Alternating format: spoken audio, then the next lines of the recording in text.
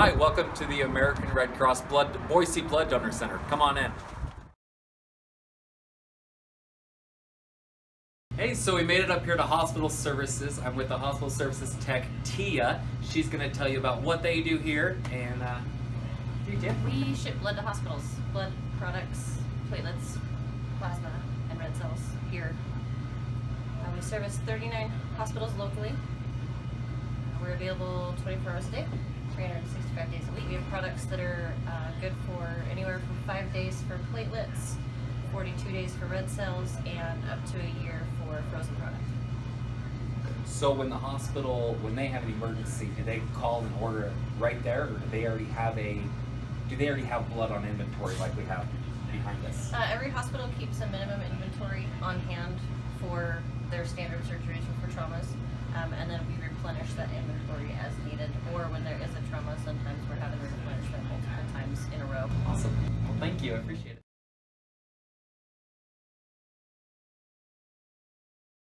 Hey, so we're here in the reference lab of the American Red Cross. I'm here with Kirsten. She's going to tell you a little more about what they do and how they do it. Hello. So, what's your blood type? A negative. A positive. You have to know. A positive. Oh, okay. So most of the time when you go into the hospital or a clinic and you need blood, somebody like you, healthy, you haven't had transfusions, I think that Right. you're not going to have any issues. They're going to do some work, some testing with some of the same stuff you see in the background here.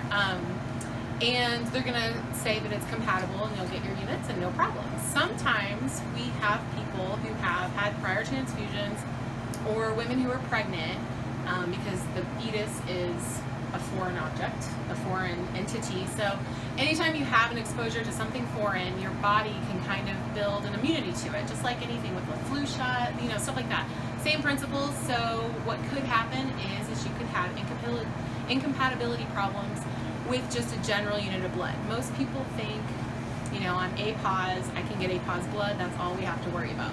But there's a lot of other things happening on the surface of the red cell that we have to go further into testing to figure out to see if that's going to cause problems, with people who have had multiple transfusions, people who have had multiple pregnancies, and a big one we're seeing now is medications.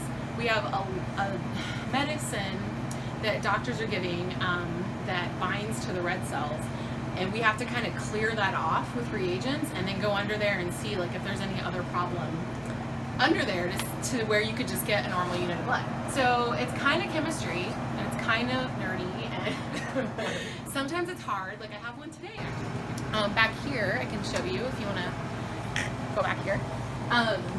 This is like our bank of units. So you'll see when you get up to hospital services, they have their big fridge.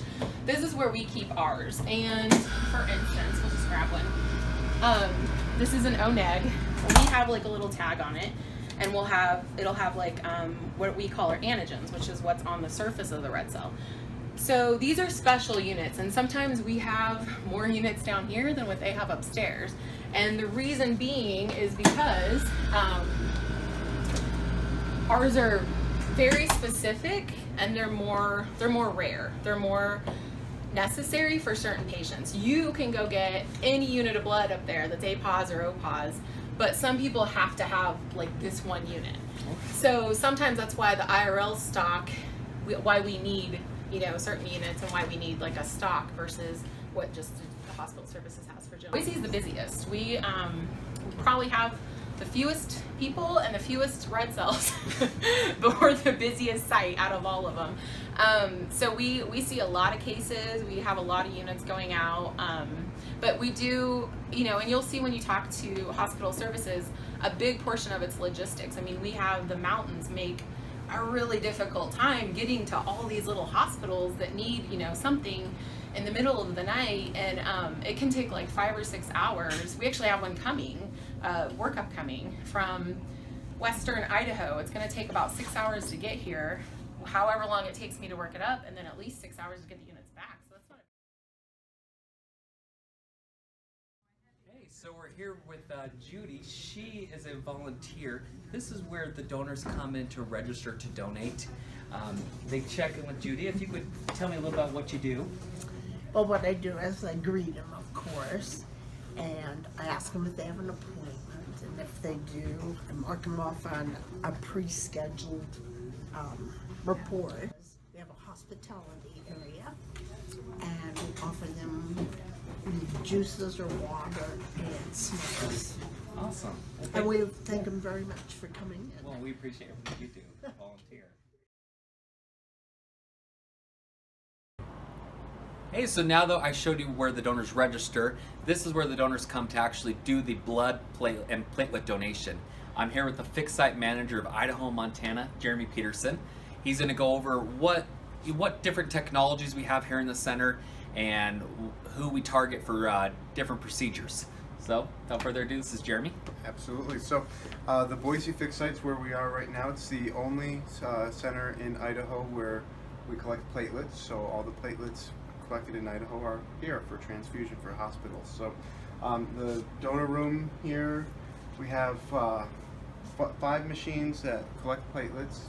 We also have a machine for what we call double red technology, or power red in our current lingo, which is a double unit of red cells. We also collect plasma on our Alex machine, which is from some donors, AB donors. We can collect through plasma only and get a high volume of plasma from them. And then we also collect whole blood like all of our other draws we collect as well. So the platelets are used largely for cancer victims, and because this is the only place where we collect them, we operate 365 days a year. We're open every day for that. Platelet donations work, and one donor can provide up to 3 units of platelets for a victim or patient. Or Amicus machine, for each donor, they have a single-use kit per donor, and the kit, depending on the donor, either has 1 needle or 2 needles. So donors will sit here potentially with 2 needles in their arms, and the machine will, once we perform the phlebotomy and get the donor bleeding, the machine will draw the blood. It centrifuges, spins around, centrifuges out the blood, and which separates it, and then we hold on to the platelets and enough plasma to suspend it. And then the red cells, for platelet donations, the red cells and most of the plasma are returned to the donor. So they're able to donate a little bit more frequently from a whole blood donor, where they don't split that out, and we keep everything from them. So we keep their red cells. Whole blood donors can't donate quite as frequently because of that red cell loss. But the donors will be here. We set them up with movies or TV and cover them with blankets so they're nice and warm and cozy and comfortable. And it's actually pretty neat because of the length of time and the frequency they can donate. The staff really get to know the donors, and it starts to be a part of the donor's life coming in and getting to talk with the staff, and the staff life getting to meet the donors. And if we could just briefly touch on the Power Red machine, it's located Absolutely. over here. So the Power Red machine, this is an MCS Plus machine, and we have the same technology here in Idaho on our mobile collection. So they go out to the businesses and schools and other areas to collect too. So in the center we have one of those machines here, and so for a whole blood donor, we call it 1 unit that they would get, and from that unit in the lab they can split that to what they need or keep it as a whole blood unit.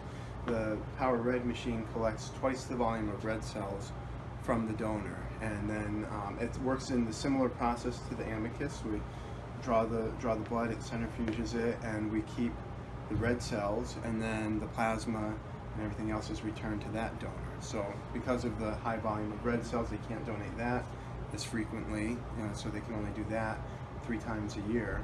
But it's the same as donating 6 times for a whole blood donation. And from such critical blood types, such as the O negative, O positive, and A negative, Exactly. the hospitals could really use those blood types for the red blood cells a lot more. And this machine's great also because when after the donation occurs, it's already pretty much processed, ready to go for transfusion. So there's a really quick turnaround on the Power Reds. So then over here we have what you're more familiar with, the whole blood that we do, on the mobiles. Whole blood is good for 42 days, or the red blood cells are good for 42 days, the red blood cell portion of it. Plasma that we separate from that whole blood component can be used, or can be frozen up to a year. It takes about Based on your blood type and the time that someone's willing to commit, there's procedures. The whole blood donation can take about 5 minutes with the needle in the arm to a 2-hour platelet procedure. Yeah. Well, that's great. Thank you for explaining all that. Absolutely. That wraps up our brief tour. Thank you for watching.